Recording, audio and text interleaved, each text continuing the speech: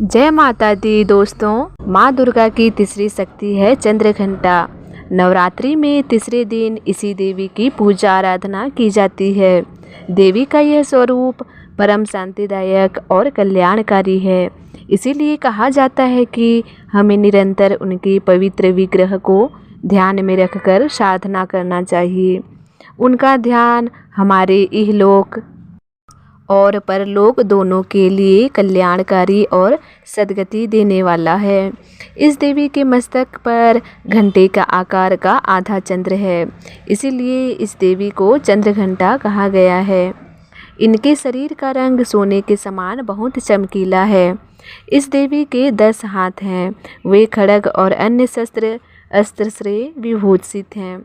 सिंह पर सवार इस देवी की मुद्रा युद्ध के लिए तैयार रहने की है। इनके घंटे से भयानक ध्वनि से अत्याचारी दानव, दैत्य और राक्षस कांपते रहते हैं। नवरात्रि में तीसरे दिन इन्हीं देवी की पूजा का महत्व है।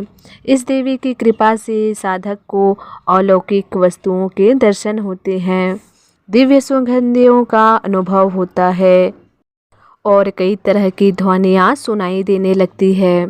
इन क्षणों में साधक को बहुत सावधान रहना चाहिए। इस देवी की आराधना से साधक में वीरता और निर्भयता के साथ ही सौम्यता और विनम्रता का विकास होता है। इसीलिए हमें चाहिए कि मन, वचन, कर्म के साथ ही काया को विविध विधि विधान के अनुसार परिशुद्ध पवित्र करके चंद्रघंटा के शरणागत होकर उनकी उपासना आराधना करना चाहिए। इससे सारे कष्टों से मुक्त होकर सहज ही परम पद के अधिकारी बन सकते हैं। यह देवी कल्याणकारी है। तो आइए जानते हैं माता चंद्रघंटा की कथा। प्रचलित कथा के मुताबिक माता दुर्गा ने माँ चंद्रघंटा का अवतार तब लिया था जब दैत्यों का आतंक बढ़ने लगा था। उस समय महिषासुर का भयंकर युद्ध देवताओं में चल रहा था। महिषासुर देवराज इंद्र का सिंहासन प्राप्त करना चाहता था। वह स्वर्गलोक पर राज करने की इच्छा पूरी करने के लिए यह युद्ध कर रहा था।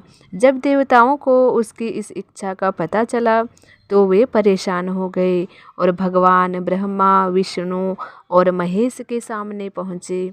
ब्रह्मा, विष्णु और महेश ने देवताओं की बात सुनकर क्रोध प्रकट किया और क्रोध आने पर उन तीनों के मुख से ऊर्जा निकली। उस ऊर्जा से एक देवी अवतरित हुई।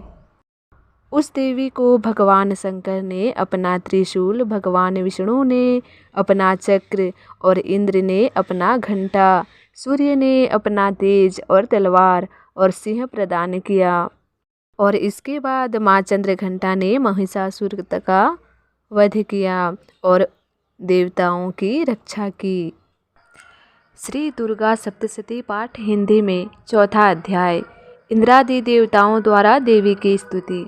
महर्षि मेधा बोले, देवी ने जब पराक्रमी दुरात्मा महिषासुर को मार गिराया और असुरों की सेना को मार दिया, तब इंद्रादि समस्त देवता अपने सिर तथा शरीर को झुकाकर भगवती की स्तुति करने लगे। जिस देवी ने अपने शक्ति से यह जगत व्याप्त किया है और जो संपूर्ण देवताओं तथा महर्षियों की पूजनीय है, उस अंबिका को हम भक्तिपूर्वक नमस्कार करते हैं। वह हम सबका कल्याण करे। जिस अतुल प्रभाव और बल का वर्णन भगवान विष्णु, शंकर और ब्रह्मा जी भी नहीं कर सके, वही चंडिका देवी इस संपूर्ण जगत का पालन करे और अशुभ भय का नाश करे। पुण्य आत्माओं के घरों में तुम स्वयं लक्ष्मी रूप हो और पापियों के घरों में तुम अलक्ष्मी रूप हो और सत्कुल में उत्पन्न होने वालों के लिए तुम लज्जा रूप होकर उनके घरों में निवास करती हो। हम दुर्गा भगवती को नमस्कार करते हैं। हे देवी, इस विश्व का पालन करो। हे देवी, हम तुम्हारे अचिंत्य रूप का किस प्रकार वर्णन करें। असुरों का नाश करने वाले भारी पराक्रम तथा समस्त देवताओं और दैत्यों के विषय में जो तुम्हारे पवित्र चरित्र हैं, उनका हम किस प्रकार वर्णन करें। हे देवी, त्रिगुणात्मिका होने पर भी तुम संपूर्ण जगत की उत्पत्ति का कारण हो। हे देवी, भगवान विष्णु, शंकर आदि किसी भी देवता ने तुम्हारा पार नहीं पाया। तुम सबकी आश्रय हो।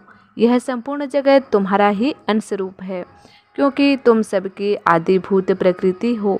हे देवी, तुम्हारे जिस नाम के उच्चारण से संपूर्ण यज्ञों में सब देवता तृप्ति लाभ करते हैं, वह स्वाहा तुम ही हो। इसके अतिरिक्त तुम पितरों की तृप्ति का कारण हो, इसीलिए सब आपको स्वधा कहते हैं। हे देवी, वह विद्या जो मोक्ष को देने वाली है, जो अचिंत्य महाज्ञान स्वरूपा है, तत्वों के सार को वश में करने वाले, संपूर्ण दोषों को दूर करने वाले, मोक्ष की इच्छा वाले मुनिजन जिसका अभ्यास करते हैं, वह तुम ही हो। तुम वाणी रूप हो और दोष रहित ऋग तथा यजुर्वेदों की एवं उद्गीत और सुंदर पदों के पाठ वाले सामवेद की आश्रय रूप हो।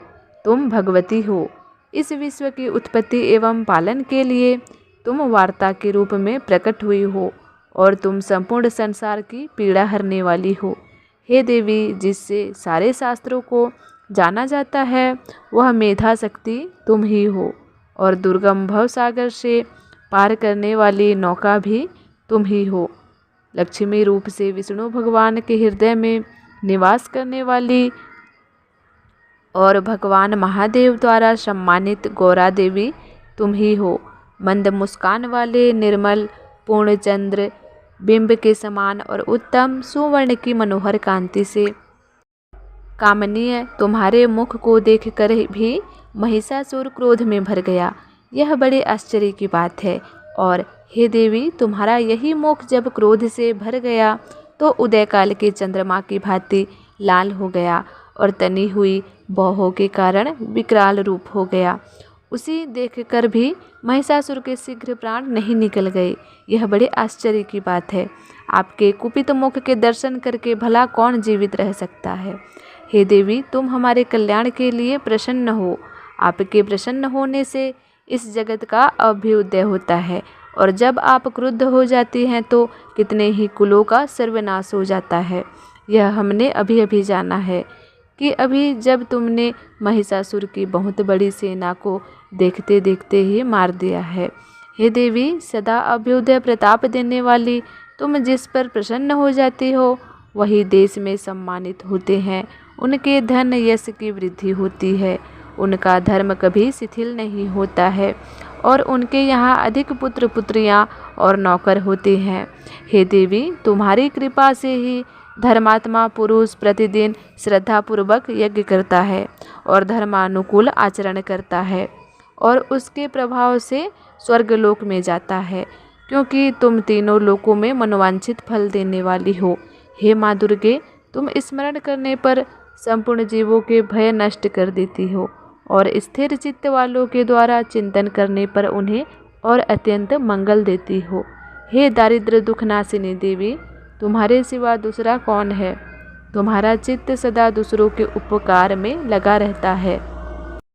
हे देवी, तुम शत्रुओं को इसलिए मारती हो कि उनके मारने से दूसरों को सुख मिलता है, वह चाहे नरक में जाने के लिए चिरकाल तक पाप करते रहे हो, किंतु तुम्हारे साथ युद्ध करके सीधे स्वर्ग को जाएं, इसीलिए तुम उनका वध करती हो।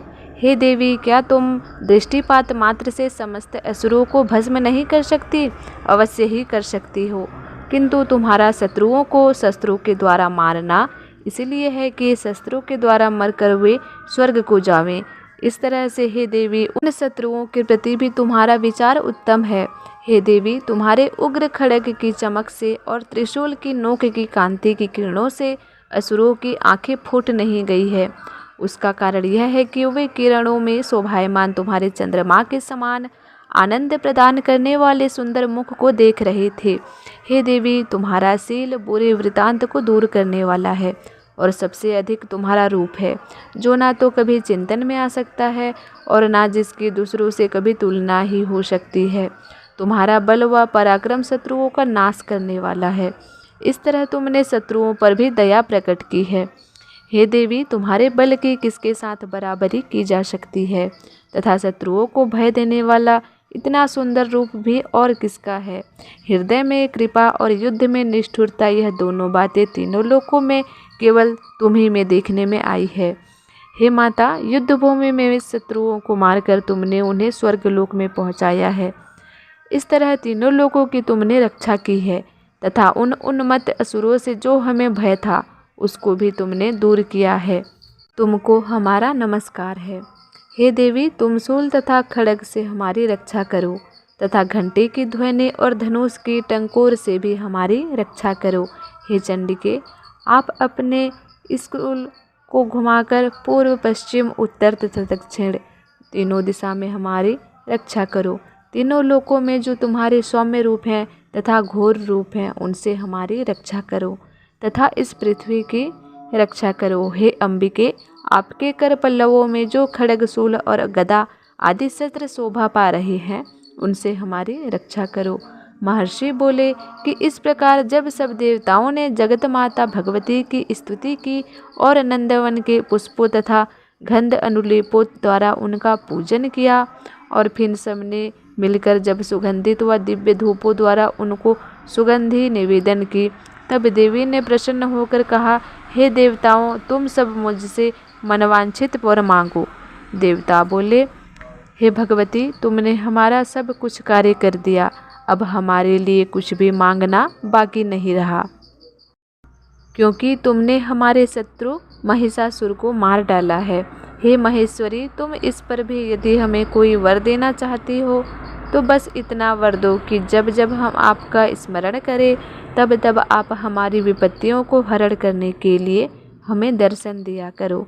हे अंबिके, जो कोई भी तुम्हारी स्तुति करे तुम उनको वित्त, समृद्धि और वैभव देने के साथ ही उनके धन और स्त्री आदि संपत्ति बढ़ाए और सदा हम पर प्रसन्न रहो। महर्षि बोले, हे राजन, देवताओं ने जब जगत के लिए तथा अपने लिए इस प्रकार प्रसन्न किया तो बस तथास्तु कहकर देवी अंतर्धान हो गई। हे भूप, जिस प्रकार तीनों लोगों का हित चाहने वाली यह भगवती देवताओं के शरीर से उत्पन्न हुई थी वह सारा वृतांत मैंने तुझसे कह दिया है। और इसके पश्चात दुष्ट असुरों तथा शुंभ निशुंभ का वध करने और सब लोगों की रक्षा करने के लिए जिस प्रकार गौरी देवी के शरीर से उत्पन्न हुई थी वह सारा वृतांत मैं यथावत वर्णन करता हूँ। वीडियो अच्छी लगी हो तो वीडियो को लाइक करें और चैनल में आप नए आए हो तो चैनल को सब्सक्राइब कर लें, जिससे मेरे आने वाली हर एक वीडियो की नोटिफिकेशन आप तक जल्दी पहुँचे।